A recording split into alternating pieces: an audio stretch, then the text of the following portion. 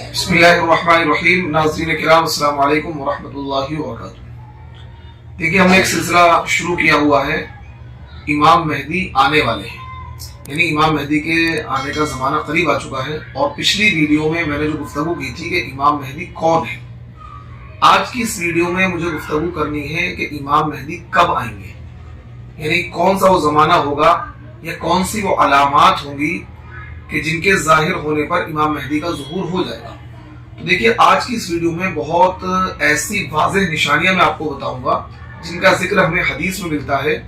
जब उन निशानियों का ज़ुहूर होगा तो उन निशानियों के जाहिर होते ही फौरन इमाम मेहदी का ज़ुहूर हो जाएगा, इमाम मेहदी का ज़ुहूर हो जाएगा। देखिए क्या है, मुस्तदरक हाकिम की रिवायत है, सही रिवायत है, जिल्द नंबर 4 है, सफ़ा नंबर 549। ठीक है, रिवायत सुनिए। हजरत अम्र बिन शुआइब ने अपने वालिद से और उन्होंने अपने दादा से रिवायत किया है कि रसूलुल्लाह सल्लल्लाहु अलैहि वसल्लम ने इरशाद फरमाया, ज़ीक़ादा के महीने में कबाइल के दरमियान कशमकश और मुआदा शिकनी होगी, आपस में लड़ाई होगी। चुनांचे हाजियों को लूटा जाएगा और मिना में जंग होगी, बहुत ज्यादा कत्लेआम और खून खराबा होगा, यहाँ तक कि उक़बे जमरा पर भी खून बह रहा होगा। नौबत यहाँ तक आएगी कि हरम वाले यानी हजरत महदी भी भाग जाएंगे और भागकर वो रुकन और मकाम इब्राहीम, रुकन यमानी और मकाम इब्राहीम के दरमियान आएंगे और उनके हाथ पर बैत की जाएगी। अगरचे वो हजरत महदी उसको पसंद नहीं कर रहे होंगे, यानी वो बैत को पसंद नहीं कर रहे होंगे, लोग उनसे जबरदस्ती बैत कर लेंगे। उनसे कहा जाएगा कि अगर आपने बैत लेने से इनकार किया तो हम आपकी गर्दन उड़ा देंगे, फिर बैत करेंगे। बैत करने वालों की तादाद अहले बदर के बराबर होगी, उन बैत करने वालों से जमीन और आसमान वाले खुश होंगे। देखिए, ये जो निशानी है बिल्कुल ऐन उस वक्त जाहिर होगी, इस निशानी के जाहिर होते ही इमाम महदी का ज़ुहूर हो जाएगा।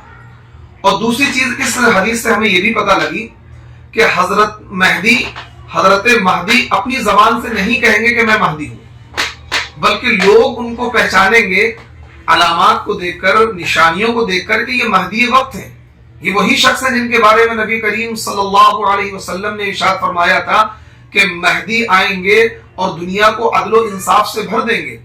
तो मिना में हाजियों का कत्लेआम होगा, उसके बाद उसी कत्लेआम में ही इमाम महदी के हाथ पर लोग बैत करेंगे। तो ये अलामत जहन में रखिएगा। तो आज जितने भी झूठे महदी हमारे माशरे के अंदर हैं, शकील बिन हनीफ है या इसके अलावा जितने भी हैं, सैयद गौहर चिश्ती और जितने भी इस तरह के झूठे कज़्ज़ाब दज्जाल महदी हैं, वो महदी नहीं है। क्यों? महदी अपनी जबान से कभी नहीं कहेंगे कि मैं महदी हूं। और अगर वो महदी हैं तो ये वाली निशानी क्यों नहीं पूरी हुई?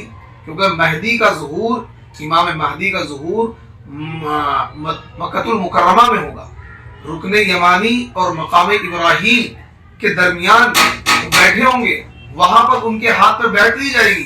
तो ये जो लोग हैं झूठे हैं। देखिए, दूसरी अलामत मैं आपको सुनाता हूं, एक रिवायत, दूसरी अलामत मैं आपको सुनाता हूं, सुनिए।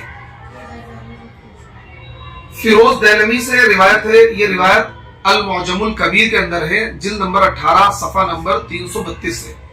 सुनिए, फिरोज दैलमी से रिवायत है कि रसूलुल्लाह सल्लल्लाहु अलैहि वसल्लम ने इरशाद फरमाया, रमज़ान में एक जबरदस्त आवाज आएगी।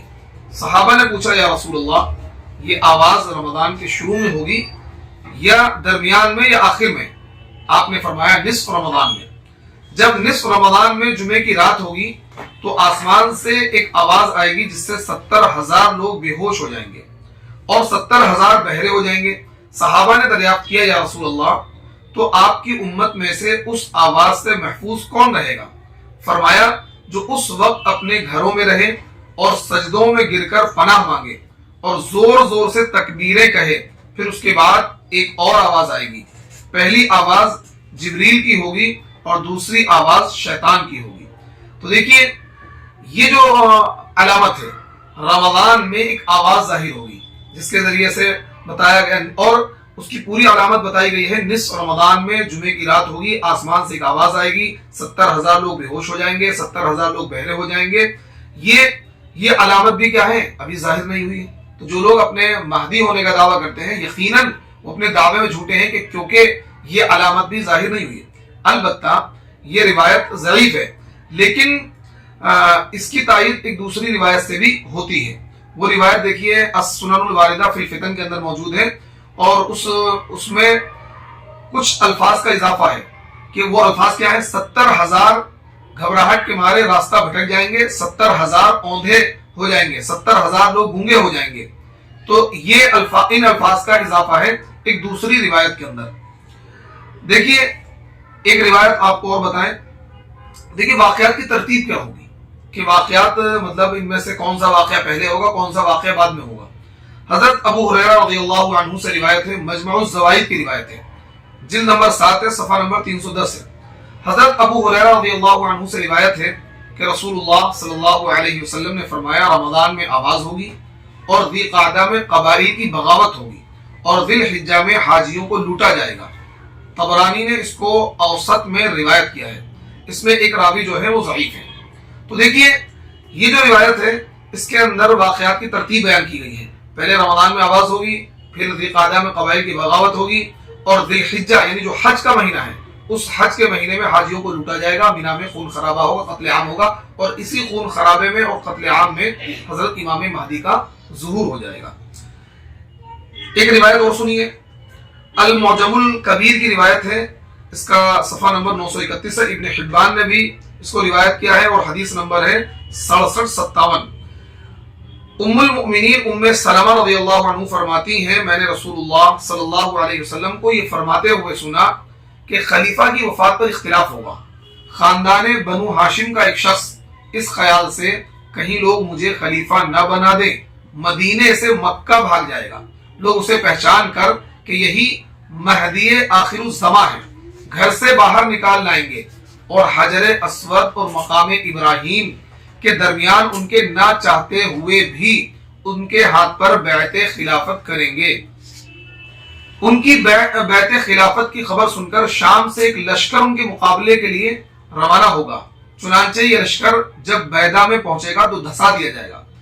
بیدہ مکے اور مدینے کے درمیان یعنی مدینے سے نکل کر کچھ دوری پر، یعنی مکے اور مدینے کے راستے پر بیدہ ایک جگہ ہے، ایک مقام ہے، اس جگہ پر جب یہ لشکر آئے گا جو امام مہدی کے خلاف آئے گا ملک شام سے، تو اس مقام پر پہنچ کر اس لشکر کو پورے ساز و سامان کے ساتھ کیا ہے زمین کھا جائے گی، زمین کے اندر دھس جائے گا پورا کا پورا لشکر۔ تو دیکھیے اس کے بعد ان کے پاس عراق کے اولیاء، یعنی جب یہ واقعہ ہو جائے گا، اب یہ دیکھیے کہ جو لوگ یہ کہتے ہیں کہ میں مہدی ہوں، شکیل بن حنیفہ یا اس طرح کے جو بھی جھوٹے مہدی اب تک ہوئے ہیں وہ اپنے اس دعوے میں بالکل جھوٹے ہیں، کیونکہ مہدی کو یہ نہیں پتا ہوگا کہ میں مہدی ہوں، اور مہدی اپنی زبان سے کبھی نہیں کہیں گے کہ میں مہدی ہوں۔ دوسری بات یہ کہ یہ واقعہ امام مہدی کے ظہور کے فوراً بعد یہ واقعہ رونما ہوگا، جب پتہ لگے گا کفار جاسوسی کر رہے ہوں گے، وہ بھی امام مہدی کا منتظر ہوں گے، انہیں بھی پتہ لگ چکا ہوگا کہ امام مہدی کے آنے کا وقت قریب آ چکا ہے، فوراً ہی خبر پھیل جائے گی اور ملک شام سے ایک لشکر روانہ ہوگا اور وہ حضرت امام مہدی کے مقابلے کے لیے آئے گا۔ لیکن جیسے ہی وہ مدینے سے نکل کر مقام بیدہ پر پہنچے گا، پورا لشکر اپنے ساز و سامان کے ساتھ زمین میں دھسا دیا جائے گا۔ اس کے بعد ان کے پاس عراق کے اولیاء اور شام کے ابدال حاضر ہوں گے۔ پھر ایک شخص شام سے نکلے گا جس کی ننیحال قبیلہ کلب میں ہوگی، وہ اپنا لشکر ان بنی ہاشم کے اس شخص کے خلاف مقابلے کے لیے روانہ کرے گا۔ اللہ تعالیٰ اس لشکر کو شکست دے گا جس کے نتیجے میں ان پر آفت آئے گی، یہی کلب کی جنگ ہے۔ وہ شخص خسارے میں رہے گا جو کلب کی غنیمت سے محروم رہا۔ پھر وہ مہدی خزانوں کو کھول دیں گے اور مال تقسیم کریں گے، اور اسلام دنیا میں مستحکم ہو جائے گا، مضبوط ہو جائے گا۔ وہ اس طرح 7 یا 9 سال رہیں گے۔ اس روایت کو طبرانی نے الاوسط میں روایت کیا ہے اور اس کے تمام راوی صحیح ہیں، یعنی یہ جو روایت میں نے آپ کے سامنے بیان کی ہے، طبرانی نے اس کو مجمع الزوائد کے اندر جلد نمبر 7 صفحہ نمبر 315 میں کے اندر یہ روایت ہے، طبرانی نے اس کو اوسط کے اندر بیان کیا ہے، اور یہ روایت اس کے تمام راوی صحیح ہیں، کیا ہیں؟ صحیح ہیں۔ تو اس روایت کے اندر آپ نے دیکھا خلیفہ کی وفات پر اختلاف ہوگا، اس وقت امام مہدی کا ظہور ہوگا۔ تو جو مہدی کذاب ہیں، جھوٹے مہدی ہیں، ان کے لیے کوئی گنجائش نہیں بچتی ہے کہ وہ اپنے آپ کو مہدی کہلوائیں۔ تو دیکھیے آج کی اس ویڈیو میں نے آپ کو بتایا کہ امام مہدی کب آئیں گے، جب یہ واقعات رونما ہوں گے، یعنی رمضان میں آواز ہوگی، اس کے بعد قبائل میں बगावत होगी ذی قعدہ کے اندر، اور ذی الحجہ میں مینا میں حاجیوں کا قتل عام ہوگا. پھر اسی قتل عام کے عین فوراً بعد امام مہدی کے ہاتھ پر لوگ بیعت کر لیں گے. اس جیسے ہی ان کی بیعت کی خبر اور ان کے ہاتھ پر بیعت کرنے والوں کی جو تعداد ہوگی وہ 313 ہوگی. دیکھیے روایت سنیے، المعجم الاوسط کے اندر یہ روایت ہے، اور طبرانی کی بھی ایک روایت ہے کہ بیعت کرنے والوں کی تعداد میدان بدر کے صحابہ کے برابر یعنی 313 ہوگی. یعنی جیسے ہی امام مہدی کا ظہور ہوگا، امام مہدی کو لوگ پہچانیں گے تو مقام ابراہیم اور رکن یمانی کے درمیان وہ بیٹھے ہوئے ہوں گے. بعض روایت میں آتا ہے وہ کعبے کی دیوار پکڑ کر رو رہے ہوں گے، تو ان سے لوگ بیعت کریں گے. 313 لوگ ہوں گے، 313 لوگ ان کے ہاتھ پر بیعت کریں گے، اور اس کے بعد ہی سفیانی کا لشکر ان کے خلاف کھڑا ہوگا جو مقام بینا پر دھسا دیا جائے گا. اور اس کے بعد ایک شخص ان سے جنگ کرے گا جس کی ننیحال بنو کلب میں ہوگی، اور وہ شخص بھی شکست کھائے گا، امام مہدی سے. تو دیکھیے آج کی ویڈیو میں نے یہ علامات آپ کے سامنے ذکر کر دی ہیں. یہ امام مہدی کے ظاہر ہونے کے بالکل، جب امام مہدی کے ظاہر ہونے کا وقت بالکل قریب آ جائے گا اس وقت یہ علامات ظاہر ہوں گی.